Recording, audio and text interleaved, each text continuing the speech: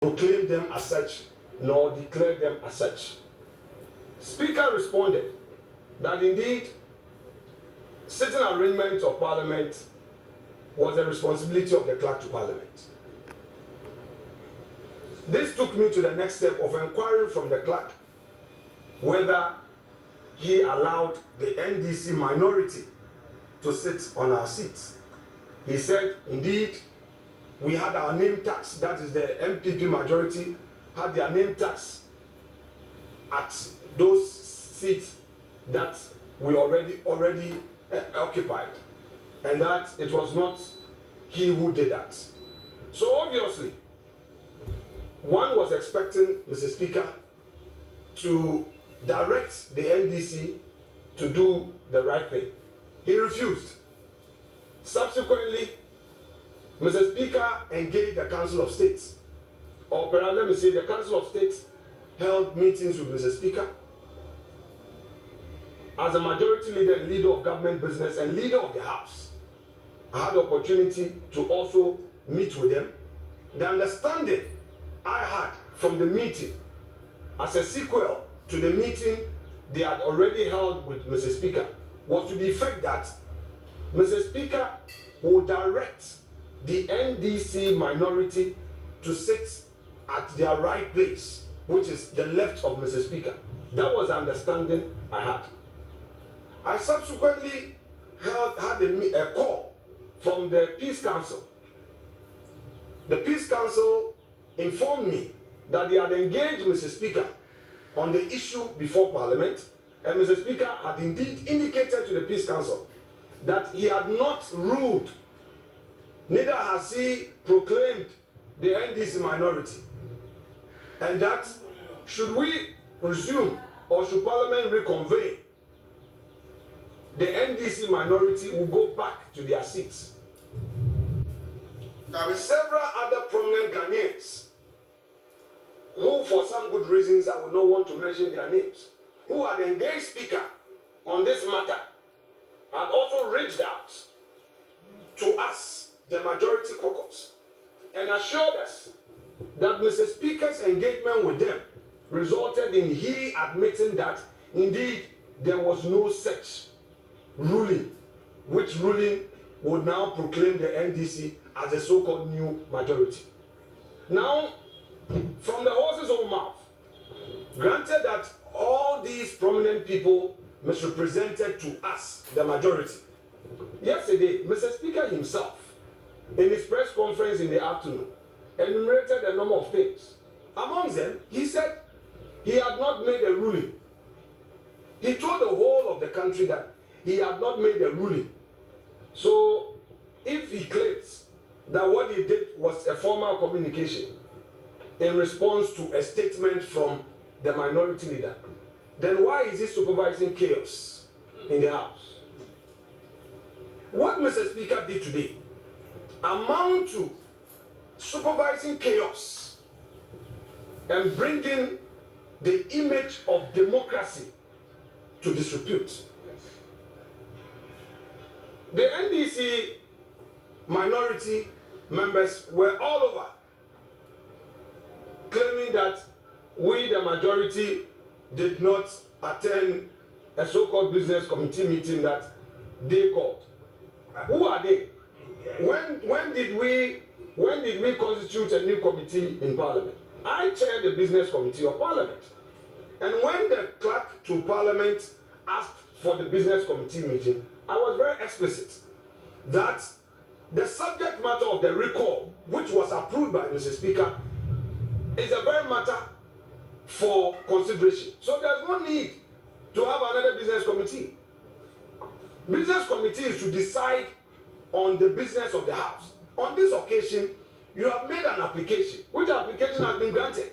And the items that were approved were the very things to be decided on. So I directed that the order paper should be printed to reflect all those items. Fortunately, Mr. Speaker himself read the two letters, the first one and the second one that amended the first, and indicated to the whole country that indeed our deputy majority whip, the second deputy majority whip, had actually sent those letters to him. He acknowledged him as such. Clearly, the NDC is on a war path. They want confusion in this country. They want lawlessness in this country. And all these are being supervised by Mr. Speaker. Yes. It is sad. It is very sad. And I would want to entreat you, the media, to call them out, to call the NDC out, to call Mr. Speaker out. Because what is it? What at all is the issue? You have made a ruling which you now say is an opinion. We disagree with you. We've gone to another forum where, by law, that forum has the power to interpret the law. We respected Mr. Speaker's ruling. In all of these, my first interview after his ruling was to the fact that I respect him, I disagree with him, therefore my colleagues and I were withdrawing from the chamber and will pursue the matter at the Supreme Court, which matter he was already aware was pending at the Supreme Court. And I will repeat the point I made a week ago. Mr. Speaker had assured me in the presence of the second deputy speaker, Honorable Amakwesiama, in his office, that in view of the pendency of the suit, although the NDC had filed that petition, which petition was mounted by Harun Idrisu, he would hear them, but would wait and abide the decision of the courts. I was fair enough, I was transparent enough to have engaged him at the head of this assembly, that because Haruna had raised the issue and to avoid confusion, I was going to the Supreme Court to seek interpretation. I did not go to Supreme Court in bad faith. And it wasn't the case that a matter was happening in Parliament and I ran away to the Supreme Court. I ran away from Parliament to Supreme Court to seek refuge. No. I foresaw confusion. And indeed, what Harun Idrisu filed, why did they set it aside? Harun Idrisu had initiated a process under Order 99 of our rules, which will require a process to be set in motion. Why did they suddenly come under Order 93, which allows for a statement? When, in the history of this parliament, since 1992, did a statement metamorphose into a motion? Which motion now will require a ruling? You see, Speaker is setting the country on fire. Yesterday, we were disappointed with his non-reconciliatory posture during this press conference. Indeed, we, the majority caucus, call on Mr. Speaker one more time to demonstrate statesmanship.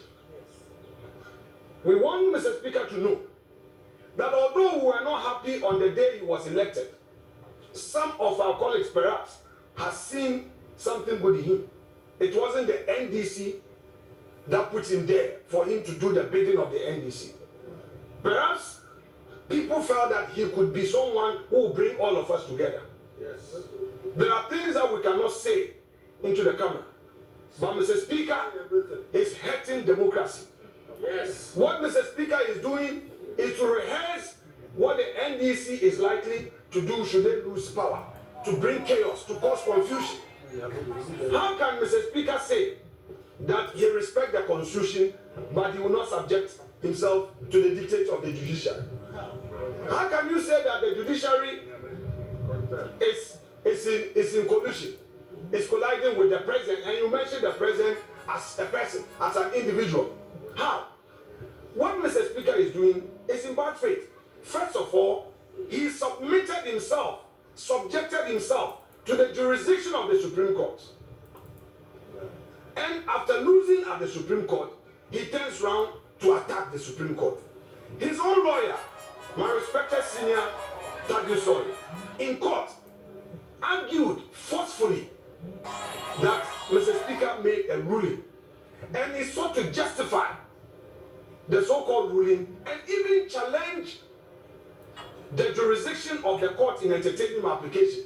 For him, the matter comes under Article 99 of the Constitution and not under Article 197. 97 G and H of the Constitution.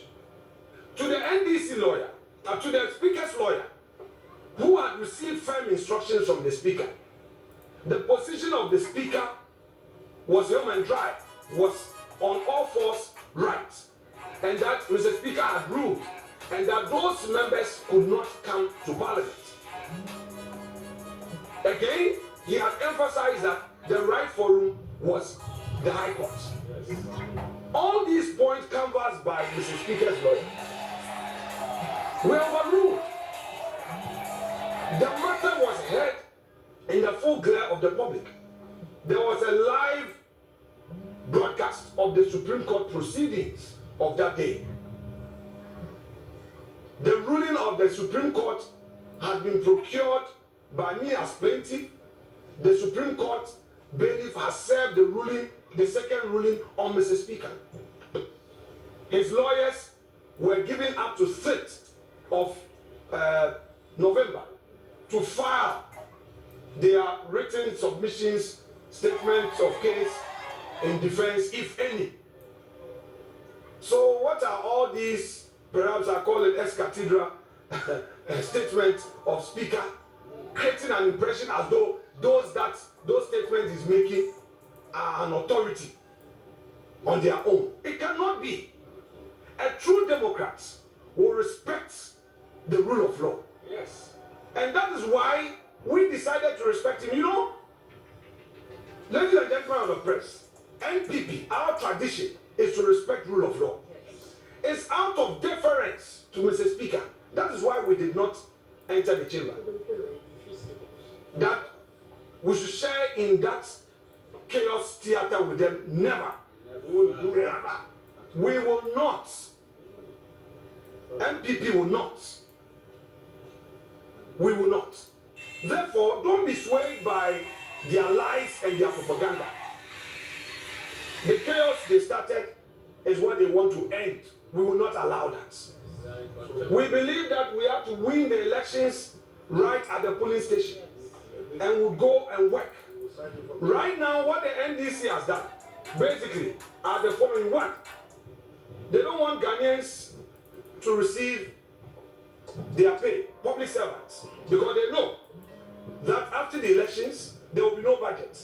And to be able to pay Ghanaian workers, there will be the need for parliamentary approval of the budget. First quarter of that will be on account, appropriation on account. That's it's a constitutional requirement.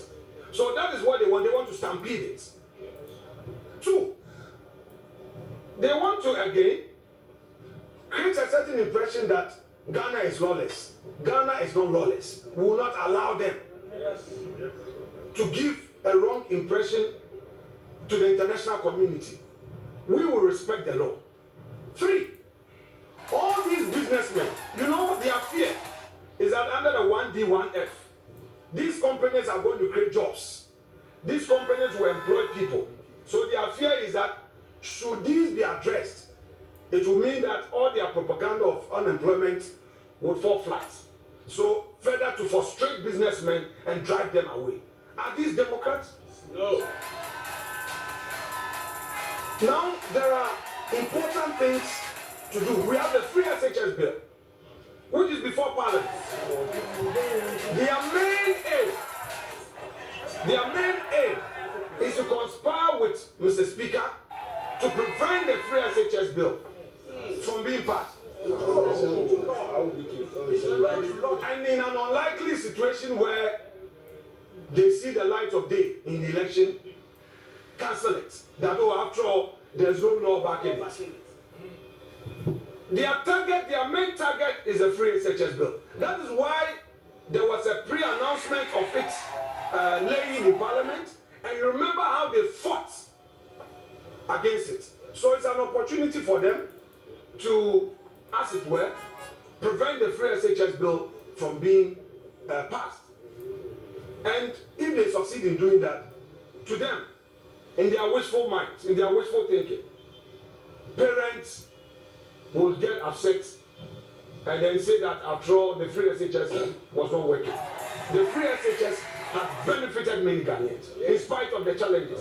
We know as a country, the reforms that have been made by two ministers, Dr. Matthew Poku-Prempeh and Dr. Yao Educhu. These two gentlemen who were assigned to superintend over the education ministry have done so well. And the outcome of their works is known to all Ghanaians. This is what the NDC want to set back. Thank you very much indeed. I would want. Okay. Now, they also made some noise in the chamber. They also made, they double talk. They double talk. They do double speaking, double talking. Whenever a person lies, he fails to even be consistent. In the chamber, where they rushed to go and sit. And again, the clerk this morning, we pre-inspected the chamber. The clerk diligently arranged our name tags at where they were. They came and they physically removed them. And this is where, with the greatest respect and no humility and no modesty, my dear friends in the media, help us to shape opinion in the right way. Get the message across. They came in there and unlawfully removed our name tags, pulled their chairs to our place and sat on our seats. And Speaker, the cameras, I was watching in my office, and I'm sure you guys are set up. You set your cameras up proud to Mr. Speaker's arrival. You saw what happened. Let the Ghanaian people know. Now they said our members were not present. They claimed that those, if indeed the Supreme Court had ruled, why were those members who were affected not in the chamber? Because Mr. Speaker has said nothing about them. This is what Kwame Agbodja, making that point. All of Kwame Agbodja said the members have had a favorable ruling from the Supreme Court, so they should have come. Really, if the Supreme Court ruling is being respected by them, why did they move to the right of Mr. Speaker? My respected colleague Cynthia Morrison is here. I said it in my plaints in court that she remains a member of our caucus, and she's here with us as a majority caucus. Nothing short of that. So I would want you to take note. Now, we look forward to engaging Mr. Speaker in the next few hours and days. We pray that he does the needful. If he doesn't do the needful, we will continue to rely on the law to get the right things done. The partisan politics that they are festing on us in the chamber must cease, must end. Parliament is a chamber for decent people. Parliament is a chamber for tolerant Democrats. Parliament is a chamber for people who want nation building without taking advantage of situations to score cheap political points. We will yield to these high values and high tenets of democracy. Thank you very much.